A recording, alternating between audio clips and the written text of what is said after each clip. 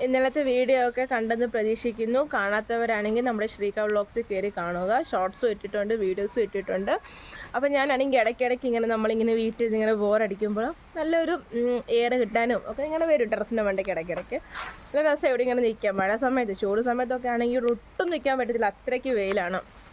മഴ സമയത്ത് നല്ല രസമാണ്. അപ്പോൾ ഞാനിങ്ങനെ മഴ സമയത്ത് ഇങ്ങനെ വരും വെറുതെ ഇങ്ങനെ നടക്കാനും.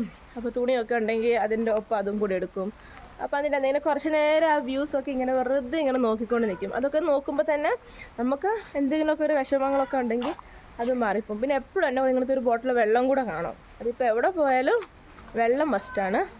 അപ്പോൾ ഇങ്ങനെ ഒരു കുപ്പി വെള്ളമൊക്കെ എടുത്തോണ്ട് ഞാൻ ഇങ്ങനെ ഇറങ്ങും.